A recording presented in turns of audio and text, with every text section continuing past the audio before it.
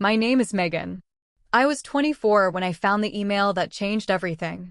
It was a late Sunday afternoon, and I was at the campus library, trying to piece together what felt like 1,000 broken ends. I hadn't meant to stay in town this long after graduation. My friends were gone, some off to grad school, some backpacking across Europe. I was still at home, helping my mom with her new bookkeeping business, running errands, folding laundry, making dinner. Just until summer, she'd said. You'll need a break after college. That break had stretched into nearly a year. That day I'd logged in only to check a reference for a part-time admin job I didn't even want. But something made me scroll deeper into my inbox than usual. Past the newsletters, past the old group projects and forgotten discounts, until I saw it.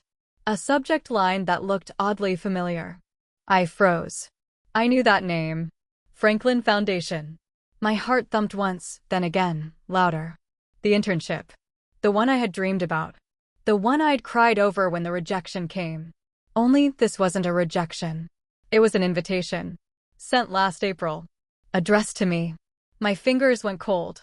I checked the date. Then the greeting. Then the words that looped in my head over and over. We're thrilled to welcome you. No rejection. No typo. No misunderstanding. No one had ever told me about this message. Not once. My stomach dropped. I stared at the screen, unable to breathe. I remembered the day I thought the answer would come. I'd waited all afternoon by the kitchen window, refreshing my inbox. My mom had been unusually cheerful that day. She made cupcakes.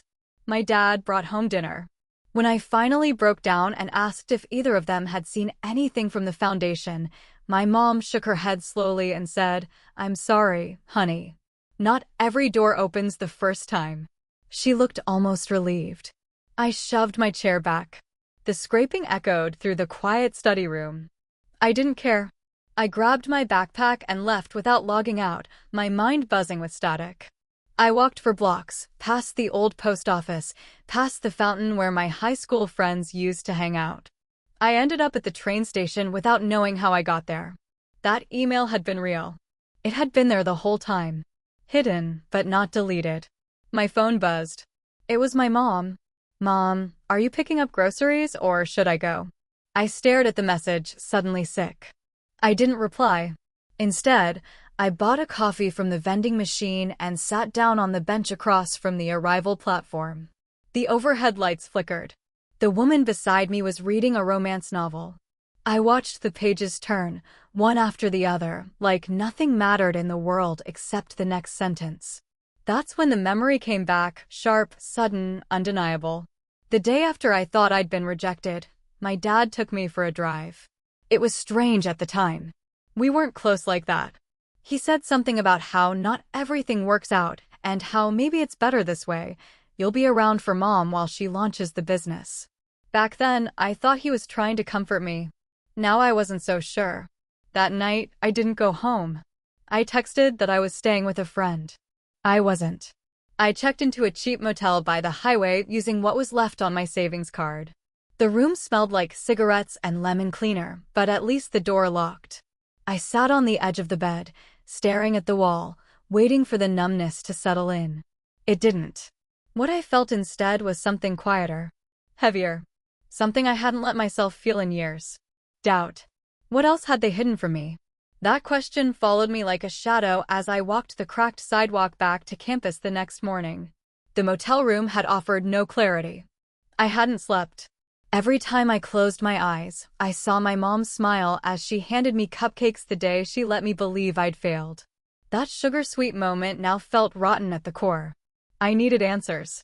But more than that, I needed something to tether me to reality. I wasn't ready to accuse anyone. Not yet. Maybe there was another explanation. A glitch, a miscommunication. Something that wouldn't make me feel like I was sinking. The Career Access Expo was happening in the auditorium that day. I hadn't planned to go, it was mostly for underclassmen and those still exploring. But the Franklin Arts Foundation was on the list of presenters. I found their name printed in the lower left corner of the program flyer taped to the library door. When I walked into the hall, it was buzzing. Folding tables, banners, glossy handouts. The usual polite chaos of people pretending to be more confident than they felt. I almost turned around. But then I saw her, blonde hair, navy blazer, pearl earrings. The same woman whose name was signed at the bottom of the offer letter I wasn't supposed to receive. I stepped toward the booth, heart pounding. "Hi," I managed, trying to keep my voice even. "I think we emailed last spring." She turned, looked at me, then smiled, like she genuinely recognized me. "Megan, right?" she said. My breath caught. "I thought you were confirmed for last summer," she continued. "We were disappointed when you didn't show up. We even held your spot open a few extra days, just in case." I couldn't speak. My mouth moved, but no sound came. "I hope everything's okay," she added gently. "We assumed there was a family emergency." I nodded slowly, unsure what story to commit to. "Things got complicated," I said. "Well, I'm glad to see you're still interested. We've got new placements this year. Different cities, different partners. If you're applying again, let me know. I'd be happy to flag your name." She handed me a card. I took it without looking. As I walked away, the crowd pressed in around me, bright-eyed juniors asking questions, career advisors pointing people toward booths, but none of it registered. I barely made it out the side door before the weight of her words crushed down on me. "Megan, right? I thought you were confirmed." That was proof. Not just of the offer, but of the expectation. They had planned for me. They remembered me. So why had no one told me? The sun had shifted by the time I found myself sitting on the edge of the campus fountain. I used to come here freshman year when things felt too loud. It always helped. But today, even the sound of the water felt like static. I thought about my parents, about the version of events I'd been told. About the night my mom hugged me tight and said, "Maybe next year." There had never been a next year. I had stopped applying. Stopped hoping. My phone buzzed again. "Dad, Mom's getting worried. Where are you?" I didn't reply. Instead, I typed out a message. Not to them. To someone else. "Me? Hey, random question. Do you remember that internship I applied to last spring? The art one?" I sent it to Clara, my roommate from college. If anyone would remember, it was her. She had helped me prepare the application. We'd spent nights proofreading the essay together. She was there the day I told her I didn't get in. Her reply came fast. "Clara, of course I remember. I cried more than you did when you didn't get it." "Why?" I stared at the screen. Then slowly typed. "Me, I think I might have gotten it." She remembered everything, except the lie I lived with. Clara met me that same evening at a Thai place near campus. We hadn't seen each other since graduation, but nothing about her changed. Same blunt bob, same crooked smile, same way of squinting like she was reading people, not just situations. When I slid into the booth across from her, I didn't even have to explain. "You found something, didn't you?" she said, skipping the greeting. I nodded. The internship offer. It was real. Clara blinked. "Wait. I thought they rejected you." So did I. For a second, she just stared at me, then slowly reached into her tote bag and pulled out her old planner. "Don't laugh," she muttered. "I still write everything down. I don't trust phone reminders." She flipped to a page marked with highlighter and color-coded scribbles. "Here. March. You dropped your application packet at my dorm, remember? You were freaking out because the cover letter printed crooked." I did remember. Vividly. I'd been so excited. "And look," she tapped another page. "This was the weekend we checked your portal for an update. You didn't hear anything, and then on Sunday you told me it was a no. That your mom had seen the letter." My breath caught. She said it came in the mail. A formal rejection. Clara frowned. "They emailed me. Why would they send a letter by post?" "I don't know," I said slowly. "But the email I found was dated before that weekend." She pushed her plate aside and leaned forward. "Wait. So if they emailed you, and your mom said you got a rejection by mail," then she trailed off, her expression hardening. I didn't need her to finish. The math was already burning through my skull. "They made it up," I said quietly. "She made it up." Clara nodded grimly. "Or she intercepted it. Do you still have that email?" I shook my head. "Not that version. But the other one, the offer, it's still in my inbox. Just sitting there. Like nothing happened." We sat in silence, noodles going cold between us. Somewhere behind the counter, a waitress laughed. I couldn't bring myself to look. I don't want to believe it, I said finally. But why would she lie? Why let me think I wasn't good enough? Clara didn't answer at first. Then she said, some people need you small. It keeps their world predictable. That line hit harder than anything I'd heard in months. The walk home was tense. I didn't want to go back to the motel, but I definitely wasn't ready to face my parents. I needed time. A plan. I didn't want to explode. I wanted clarity. So I did the one thing I hadn't done in months. I walked past the old co-op building and climbed the back steps to my former art history professor's office. Professor Halloran had always been direct to a fault, but fair. She remembered everyone who cared. Her light was still on. I knocked. She looked up, surprised, then smiled. Megan? I thought you were in New York by now. My throat went dry. I wasn't, I said. But I should have been. She tilted her head, puzzled. You mean you didn't take the internship? No, I said. I didn't even know I got it. Her smile faded. You were the only applicant they called to check references on, she said quietly.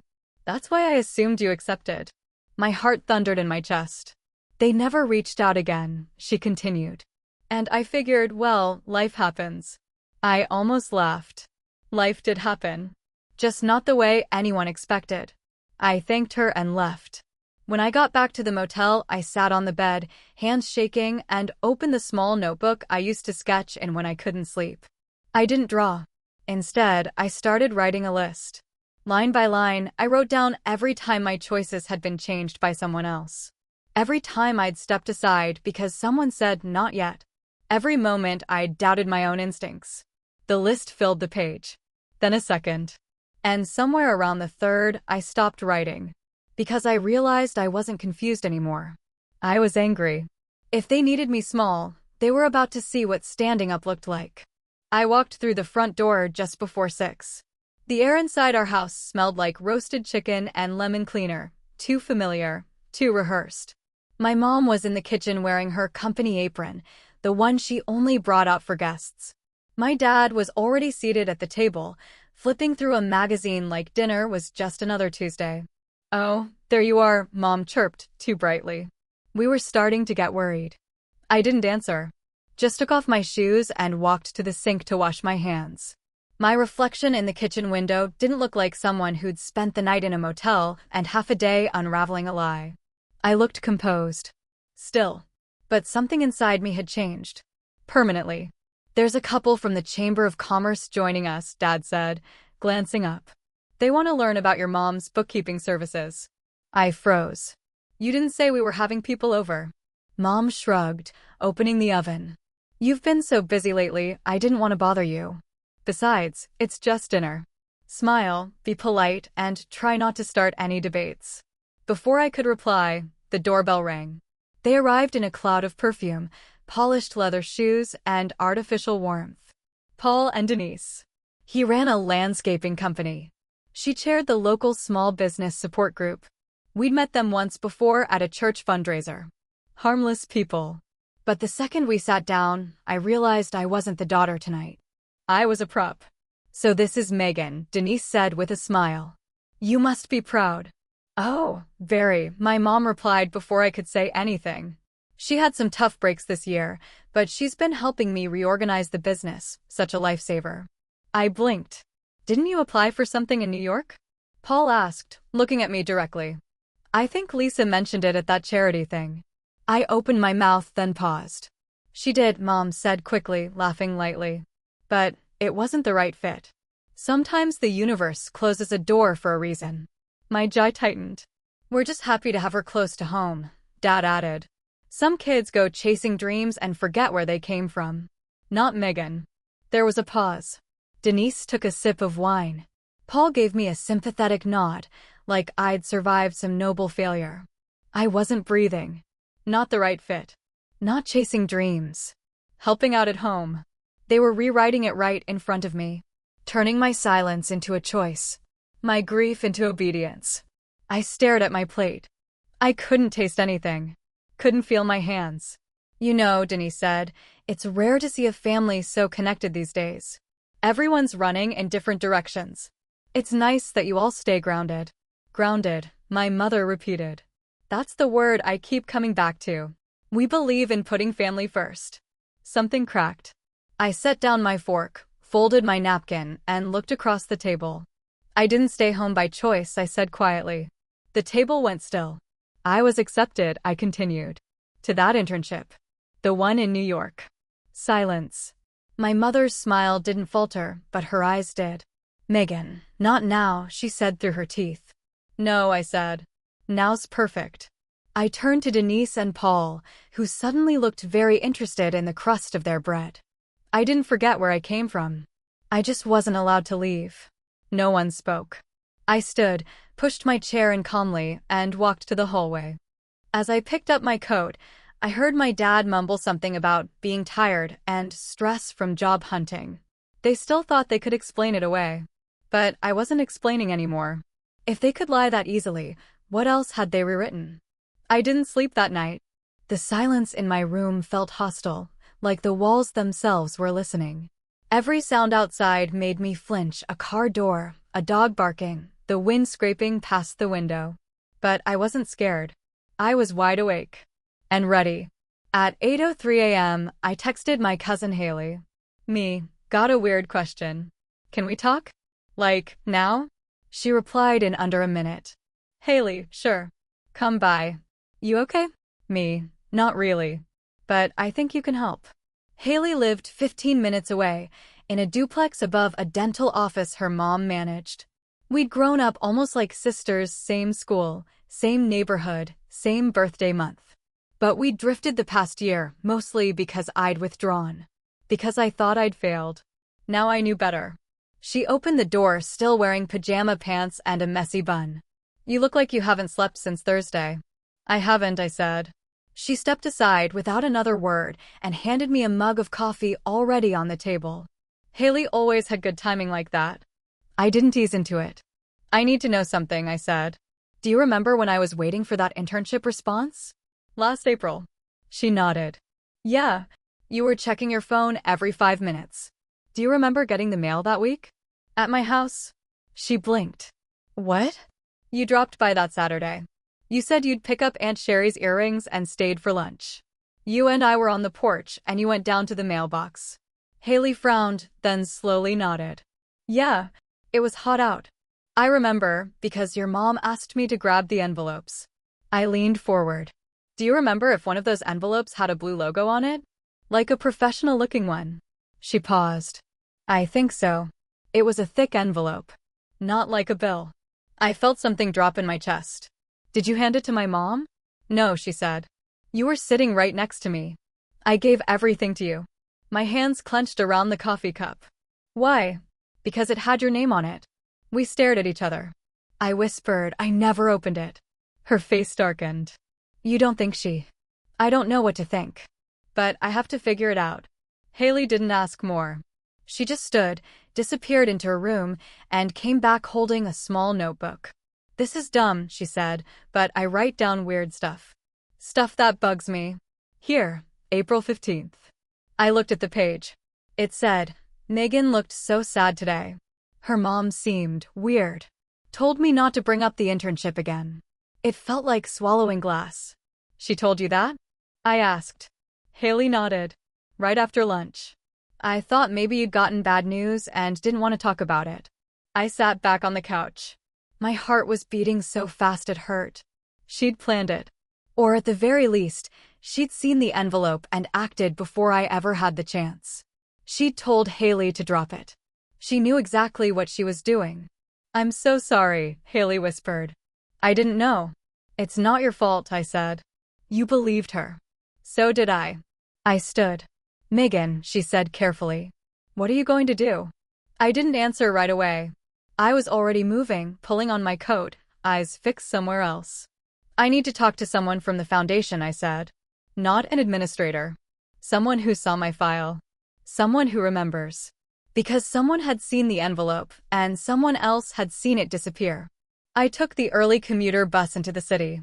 It was still dark outside when I stepped onto the cracked sidewalk near the cultural district, the streets glossed with last night's rain. The Franklin Foundation's outreach office was inside a tall, narrow building tucked between a theater renovation site and a coffee shop with fogged-up windows. From the outside, it looked forgettable. But I hadn't forgotten a thing. The same woman from the expo, the program coordinator with the blonde hair and calm voice, was seated behind the lobby desk, sorting papers into color-coded binders. I waited until she glanced up, then stepped forward. "Hi," I said. She blinked. "Can I help you?" "I think so," I said. "My name is Megan Holtz." The change in her expression was immediate. A flicker of recognition, followed by something else, something like caution. "You're the one from last year's cohort," she said slowly. "I'm the one who never responded," I replied. "Except I did. I just didn't know I needed to." She set the binder down. I took a deep breath. "I'm not here to complain.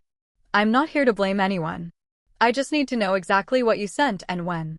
Because I've spent a year believing I wasn't good enough. And now I know I was." For a moment, she didn't move. Then she gestured to the hallway behind her. "Come with me."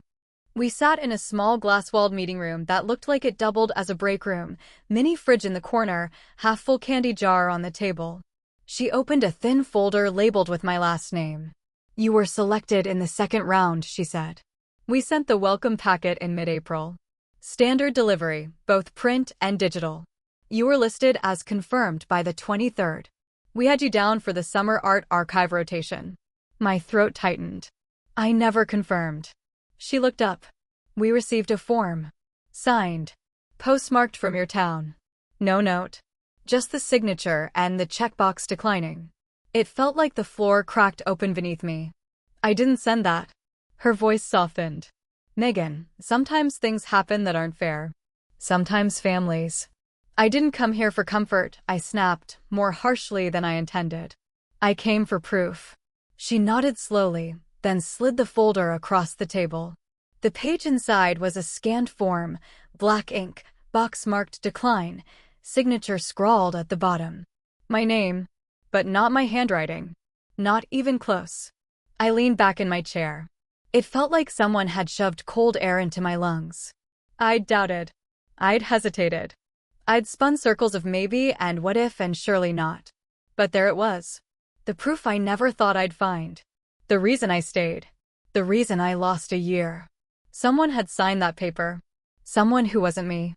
"You can take a copy," she said quietly. "I will." She stood. "You were one of our top applicants. I remember your portfolio. It was sharp. Brave." I looked at her. "Do you have summer placements this year?" She blinked. "Yes." I stood. "Then I want back in. Whatever it takes." A pause. Then she smiled. "We'd be lucky to have you." I took the copy, folded it carefully, and walked out without looking back. Outside, the clouds were beginning to break. The air smelled like metal and something clean. And I didn't feel small. I felt furious. But I also felt sure. The signature wasn't mine, but I knew exactly whose hand had written it. By the time I got home, the sun was bleeding through the clouds in wide, sharp bands. The copy of the form burned against my thigh inside my jacket pocket, folded like a secret I was done keeping. I didn't go through the front door. I walked around to the back porch, the way I used to sneak in during high school when I stayed out too late. The kitchen light was on. I could see my mom through the window, humming to herself as she peeled vegetables over the sink. Domestic. Unbothered. Like nothing had ever happened. I knocked on the glass. She looked up, startled, and gave me that same too-easy smile. "You scared me," she said, sliding open the door. "Did you forget your key?" "No," I said. "I didn't forget anything." She stepped back to let me in. "Want some tea?" I didn't answer. I pulled the folded paper from my pocket and laid it flat on the counter between us. Her smile wavered. She stared at it like she didn't recognize it. But I saw her pupils contract. I saw her lips part, then close again. "I went to the foundation office," I said. She blinked. "They keep records. Signatures. Dates. Paper trails." Still, she said nothing. My voice stayed calm, but every word trembled at the edge of control. "This is the form. The one declining the internship. The one they said I sent back." She reached for the paper, slow and careful, like it might bite her. I pulled it away. Don't, I snapped. You don't get to touch it. Silence hung between us like a dropped curtain. Finally, she spoke. It wasn't personal. My chest cracked. What does that even mean? I whispered. You forged my name. You stole my decision. You watched me grieve a future I thought I'd lost, and you never said a word. She leaned on the counter, suddenly looking tired. You wouldn't have been happy there. You don't get to decide that. Her voice was too calm. You're impulsive. You idealize things. New York would have eaten you alive. You needed stability. You needed home. I needed choice. You needed structure. I stepped back. No. You needed control. That hit. Her jaw clenched. Her hands flattened on the counter. I built a life for you, she said. I kept things safe. Steady. You were drifting, Megan. You never finished what you started. This business, this house, this family. None of that was mine. I shouted. You didn't build a life for me. You built a version of me that would never leave you. She flinched. And I saw it. Not regret. Not even anger. Fear. For the first time, I saw it in her face. Not because I was yelling, but because I had proof. Because the lie had air now, and she couldn't shove it back into the dark. I'll never forgive you, I said quietly. She didn't respond. I turned to leave. My dad stepped into the kitchen just as I reached the doorway. He looked between us like he'd walked in on a fire already too big to put out. Megan, he started. I stopped him with a look. You knew, I said. Don't lie. His silence answered for him. I walked past them both, out the front door this time, the slam echoing behind me like a closing chapter. She wanted me tethered, but she forgot who taught me to run. I didn't go back to the motel that night. Instead, I found myself pacing outside the old art building near campus, the one with the cracked stone steps and flyers from 3 years ago still taped to the windows. It was nearly midnight. The street was empty, but the lights in the upstairs offices were on. One of them, Professor Halloran's. I hesitated, then climbed. She opened the door before I knocked. You look like someone who just set something on fire, she said, stepping aside. Something like that. I sat in the leather chair across from her desk, the same one I'd sat in when I begged her to let me retake a paper I'd bombed junior year. She didn't ask questions this time, just waited. I handed her the folded form. She read it in silence. Then whispered, You didn't sign this. No, I said. But my mother did. She set the paper down carefully, as if it might tear on its own. I confronted her, I added. She didn't deny it. Professor Halloran leaned back, arms crossed, eyes on the ceiling. You know what the worst part is? What? She probably thought she was saving you. I didn't respond. My throat was tight again. But not like before. This wasn't sadness. It was something older. More worn in. The ache of betrayal settling into its final shape. She studied me. Do you still want it? What? The internship, she said. Because I know people. That placement you missed, it wasn't just a summer job. It was a bridge. I looked at her. I don't want a second chance out of pity. You wouldn't be getting pity. You'd be getting what you earned. Something broke open in my chest. I want it, I said. She smiled, really smiled, for the first time that night. Then I'll make a call. I stood, still dizzy from everything, but steadier than I had been in weeks. Thank you. As I reached for the door, she said, Megan. I turned. You didn't let her stop you. That matters more than you know. Outside, the cold hit me, but it felt sharp, not cruel. I walked for blocks with no clear destination. Until my phone buzzed. Unknown number. I'm sorry. I just found out. Can we talk? Clara's brother, Marcus. I hadn't heard from Marcus in years. He was 2 years older than us, used to drive us to concerts in high school, made the best playlists and worst jokes. He'd moved to Chicago after college and vanished into the tech world. But back then, we were close. Like cousins, almost. I called him. Megan, he said. I just spoke to Clara. She told me everything. About the internship? About your mom. Silence stretched. I always thought she was a little intense, he said. But this? That's not parenting. That's sabotage. I didn't correct him. I've got a place in Midtown, he added. If you want to get out for a while, clear your head, I've got a spare key. It's yours. No questions asked. I stopped walking. What's the catch? There isn't one. You earned a summer in the city. Don't let her rob you of a second one. I didn't cry. I thought I might. But instead, I felt something I hadn't felt in months. Freedom. I'll let you know, I said. But I already knew. This time, I wasn't asking for permission. I left before sunrise. No letter. No explanation. Just the sound of my boots on the pavement and a bag slung over my shoulder. I'd packed light, just what I needed for a few weeks in the city. Clara had offered to drive me to the station, but I told her I'd rather walk. I wanted the silence. I needed to feel each step for myself. The morning air was heavy with dew, and the neighborhood still slept behind closed blinds. It felt unreal, like stepping out of a dream that had lasted too long. But I wasn't dreaming anymore. At the station, I bought my ticket in cash. One way. I found a corner seat on the train, far from the other early commuters. As the engine rumbled to life, I closed my eyes. I didn't think about what I was leaving behind. Only what waited ahead. A summer placement in the city. A key from someone who trusted me. And maybe, for the first time, my own story. I reached into my bag for my water bottle. That's when I felt it. A hard edge, tucked inside the zip pocket I never used. At first, I thought it was a charger I'd forgotten. But when I pulled it out, my fingers froze. It was a photograph. Not printed. Not fresh. Old. Glossy with curled edges. Me, around 11 years old, sitting in the backyard under the oak tree. I was holding a sketch pad. My mom was beside me, arms around my shoulders, beaming. It must have been spring. The daffodils were blooming in the background.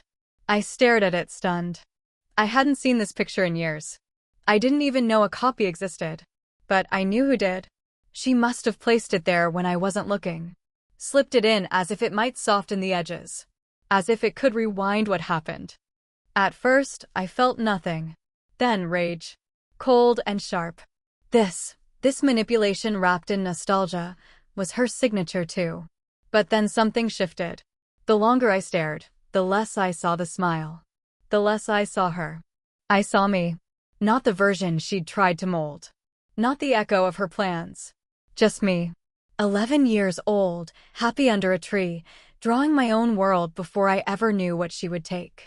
I set the photo on the seat beside me and stared out the window as the train pulled forward. Towns passed. Trees blurred. The horizon widened. Somewhere around mile 40, I picked up the photo again and tore it down the middle. Her side. My side. I kept mine. Not out of spite, but because I didn't need her arms in the frame to remember what I loved. I slipped it into my wallet, next to my ID. A reminder. This time, I was writing the story. And this time, the signature would be mine. She tried to follow me through memories, but I wasn't carrying her anymore. The train screeched into the Manhattan terminal just after noon. The air was humid, thick with taxi fumes and something metallic. My bag dug into my shoulder as I stepped off the platform, eyes fixed forward, not stopping even when a woman dropped her coffee in front of me. I'd spent too long standing still. I wasn't slowing now. I passed the station lockers, the snack counter, the wall-sized arrival board. Just as I rounded the final curve toward the main exit, I saw him. Standing dead center beneath the blinking escalator sign. My father. I stopped cold. He didn't wave. He didn't smile. He just stood there, hands in his pockets, like he'd been waiting forever. I scanned the area, pulse surging. Was this a coincidence? A trap? Did he follow me? He saw the panic rise in my face and held up both palms, not stepping closer. I'm not here to stop you, he said. Just to give you something. And go. My fists clenched. How did you know I was coming? He glanced down. Your mother saw your train ticket stub in the trash. She figured it out. Of course she did. She doesn't know I'm here, he added quickly. She thinks I'm at work. You mean lying runs on both sides? I said. He winced. Why are you here? He reached into his coat and pulled out a small brown envelope. I found this in the desk drawer last night. Under the file folders. It's from the foundation. The original packet. Still sealed. My mouth dried. She never mailed it. She mailed something else instead, he said. But not this. He handed it to me without pressure. I took it slowly, as if it might vanish. The envelope was thick. Heavy with the life I should have had. She told you what she did, I said. She told me a version, he replied. But I already knew something wasn't right. I looked at him, this man who used to drive silently through car rides, nod at dinners, disappear into work calls. And you never said anything? His jaw tightened. Because I was a coward. I blinked. I let her make the decisions, he continued. I convinced myself that keeping the peace was the same as keeping the family together. But you were the one who paid for it. I didn't speak. I couldn't. She controls through love, he said. That's what makes it so hard to fight. You want to believe it's all care. All protection. The words hit too hard. Too true. I'm not asking for forgiveness, he said. I just didn't want you to think I didn't see you. The envelope in my hand felt heavier now. She chose silence, I said. But you chose absence. His shoulders dropped. You're right. We stood like that, surrounded by strangers rushing past us. The city didn't stop to hear any of it. But it didn't need to. I looked down at the envelope one more time. Then back at him. I'm not coming home, I said. He nodded. I'm not asking you to, he replied. Without another word, he turned and walked away, swallowed by the crowd. I stood there a moment longer. Then I took the envelope, shoved it deep into my bag, and stepped through the terminal doors. The city opened around me, wide, alive, unforgiving. But this time, no one else was writing the story. He gave me what she wouldn't, but I still had to face the one person I never expected to see. Orientation at the foundation was quick, precise, and strangely warm. They ran it like a well-oiled machine. Badges. Schedules. Tour of the archive floors. I shared a cubicle pod with 3 other interns, all chosen for the summer cohort. None of them asked why I'd come late. I didn't offer it. On the second day, we were assigned a partner rotation, 2 weeks in pairs, shadowing senior archivists. My name popped up on the screen beside someone I hadn't seen since freshman year. Jordan Wexler. I froze. Jordan had been the golden thread in our department, confident, kind, and stupidly talented. She'd been in my art ethics seminar. We'd once stayed up all night rewriting a gallery proposal because I'd misread the guidelines. She never got mad. Just fixed it. And when the internship results came out last spring, she was the first to message me. I never replied. Now she was standing at the printer across from me, her hair in a tight braid, name badge already clipped on. Megan. I turned. Hey. She blinked. Wow. I thought they said you'd wait. Are you back on the team? Yeah, I said quickly. It's complicated. Her smile faltered. I'm really glad you're here, she said after a pause. I was confused when you ghosted last year. I figured something bad happened. Something bad did. But it wasn't what anyone thought. I wasn't allowed to go, I said before I could stop myself. Jordan tilted her head. What do you mean? I swallowed hard. The offer got intercepted. My parents, my mom, she made it look like I declined. Her face dropped. I didn't even know I'd gotten in until a month ago. Jordan sat down slowly at her desk. That's insane. You were one of the top candidates. I nodded. I know. For a moment, neither of us said anything. Then she reached into her bag and pulled out a folded piece of paper. I still have this, she said, smoothing it out. It was a printout from last year. The welcome announcement. My name was second on the list. I kept it because I wanted to frame it, she said. That was supposed to be our summer. The shame hit me like a wave. I didn't know how to explain, I said. I couldn't face anyone. You didn't owe me anything, she said gently. But I'm glad you said it now. I sat next to her. She tapped the list again. You belonged here. We all knew it. That sentence, that tiny mercy, cracked something in me I didn't know was still brittle. For months, I'd carried the lie like a scar. Even after truth surfaced, the shame lingered. Not for what I'd done, but for what I'd let her take. I looked at Jordan. Do you ever think about the people we don't become? She smiled, sad and honest. Only when I'm alone. We sat in silence. Then she nudged my elbow. We've got a meeting with the head curator in 10. You ready? I stood. More than ever. We grabbed our tablets and walked toward the archive wing, past a wall of portraits, past the silent shelves filled with stories that had waited too long to be seen. Just like mine. But some stories didn't stay buried, especially the ones that had my name on them. The third floor of the Franklin Archive was reserved for personal collections, donations from artists, scholars, and collectors whose lives shaped the cultural blueprint of the region. It was less about curation, more about excavation. Boxes stacked high, unmarked reels, half-faded journals, brittle and alive. Jordan and I were tasked with cataloging materials from a long-defunct regional artist co-op, a 1990s movement that supported rural female painters. Most of the files were in disarray. Handwritten notes, Polaroids, workshop rosters. The kind of ephemera only the stubborn keep. I was logging names into the database when my hand froze mid-type. Linda Holtz.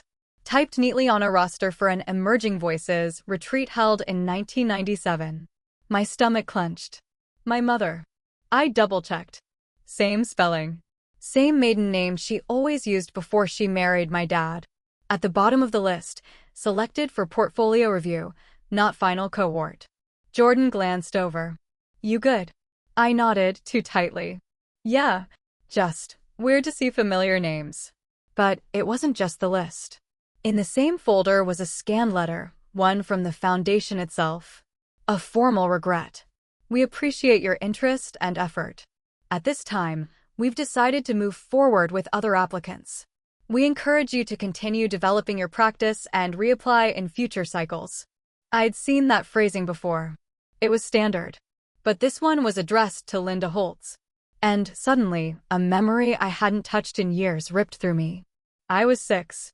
Sitting on the stairs, watching my mom paint in the garage. She'd worked all afternoon on a canvas of tangled lilacs and rusted fences. She thought I was asleep. But I watched her from the crack in the door as she slashed through the entire thing with a kitchen knife, then threw the pieces into the trash. She never painted again. I'd forgotten that moment. Until now. I turned the page. There, tucked behind the regret letter, was a hand-drawn flyer from the same year. Franklin Voices, final showcase. Dozens of names. Not hers. I sat back, the box half open in front of me, my hands shaking. She hadn't just kept me from an opportunity. She had been denied hers. She had stood on the edge of something once, too, and watched it vanish. Jordan leaned closer. You sure you're okay? I nodded, but the motion felt wrong. I think I found something personal, I said softly. She didn't press. She just gave me space. I stared at the folder. It didn't excuse what she'd done. Not even close. But it changed the shape of it. Made it more bitter. More human. She hadn't crushed my dream just to control me. She crushed it because it looked too much like her own. When I got home that night, I sat by the window in Marcus's spare bedroom, the city humming beneath me. I took out the torn photograph from my wallet, just my half, and stared at the sketch pad in my child hands. That day under the tree, I thought I was drawing a future. Maybe she saw it as a replacement. Maybe losing her chance made mine too dangerous. But she made a choice. And I was done paying the price for it. Her failure wasn't mine, and I wouldn't let it become my legacy. The internship was nearing its end. Each of us had to submit a reflective essay, present a mock exhibit layout, and sit for a one-on-one evaluation with the Foundation's senior panel. It wasn't just a formality. This was how residencies were granted, how careers were launched. If you impressed them now, you were on their radar for life. I stayed late for 3 nights in a row, fine-tuning my exhibit concept.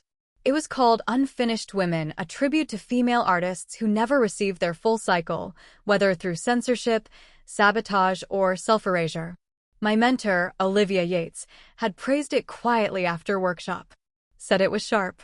Unapologetic. Like me. The panel was scheduled for Friday afternoon. We were told to arrive early, dressed formally, and bring no devices. Only our submission folders.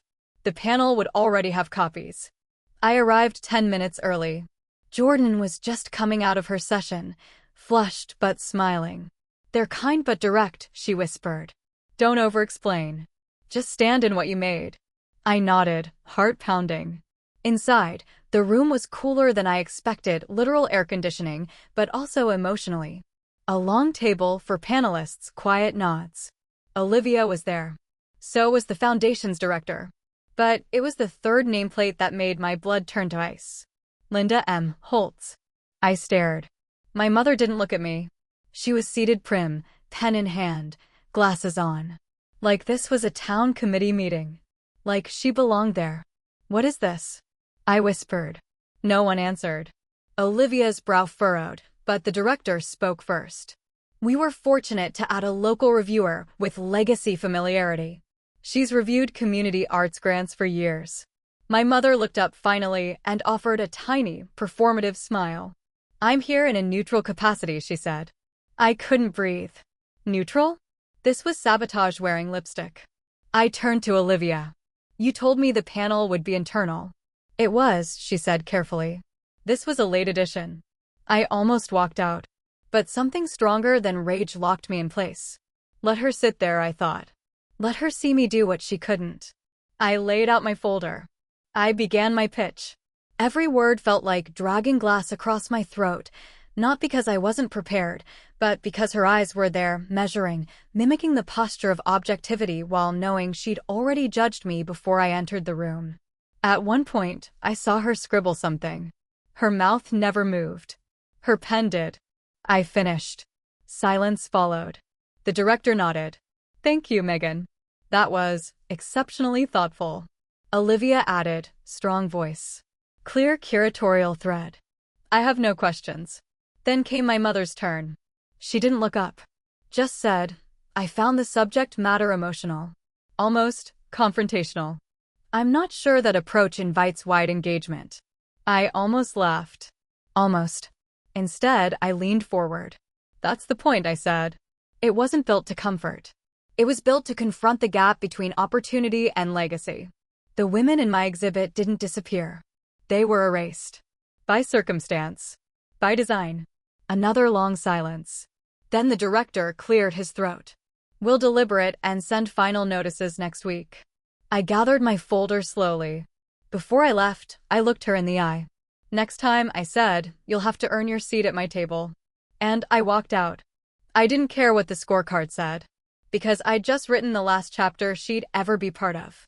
She came to silence me, but all she heard was her own legacy collapsing. The walk back to Marcus's apartment was a blur. I barely remembered the streets I crossed or the lights I ignored. My hands shook. Not from nerves, not anymore. From adrenaline. From restraint. From the sheer magnitude of what I'd done. I didn't break. She sat on a panel meant to measure my worth, and I didn't flinch. By the time I reached the 5th floor, I was soaked in city sweat and memory. I peeled off my blazer, let it fall to the floor, and sat on the edge of the futon with the lights off. Just me and the glow of sirens against the walls. My phone buzzed once. A notification. Final panel results, delivered. I stared at the screen. Then opened it. I scanned fast, not for commentary, not for opinions, just the bolded line that would tell me whether this battle was ending or just beginning. Congratulations. You've been selected for our Autumn Fellowship placement. No punctuation. No exclamation mark. Just clean, factual affirmation. I laughed. Not loud. Not triumphant. Just one dry breath of disbelief. I had done it. Not because of her. Not in spite of her. But beyond her. Past the reach of her voice, her edits dressed as concern. I messaged Olivia a simple thank you. She replied within seconds. You earned it. And they knew. I thought I'd cry. That something in me would release. But what came instead was something different. Quieter. A click. An internal door closing, no drama, no echo. Just a final seal. I spent the next day preparing my acceptance. The fellowship was local, 2 boroughs over, a residency partnered with 3 rotating galleries. Full access. Modest stipend. But it wasn't about the details. It was about who got to decide what came next. And for the first time, the answer was me. I didn't tell anyone. Not Marcus. Not Clara. Not even Jordan. Not yet. This was a moment I wanted to hold alone. Until the knock came. Soft. Almost hesitant. I opened the door. It was my mother. No announcement. No call. No warning. She stood in the hallway in a linen coat, her hair swept back, clutching the straps of a canvas purse like they were reins. "I'm not staying," she said quickly. "I just needed to say something." I didn't invite her in. She looked past me into the apartment's soft light. "You were brilliant," she said. I saw it. In that room. I saw what they saw. I said nothing. She took a breath. I wanted that once. You know? That stage. That attention. But it didn't want me back. "You think that justifies what you did?" "No," she said. "But I thought if I could shape your story, I could protect you from the end of mine." I almost pitted her. Almost. "You didn't protect me," I said. "You erased me." Her eyes filled, but I didn't look away. "I don't need your approval to matter," I said. "Not anymore." She nodded slowly. "I know that now." Then she turned and left. And this time, I didn't watch her go. I closed the door, turned the lock, and picked up my fellowship packet. I had deadlines to meet, walls to fill, a voice to use. My name was finally mine again, and I knew exactly where to sign it. The exhibit opened on a Thursday. Small gallery, narrow hall, whitewashed walls still smelling faintly of paint.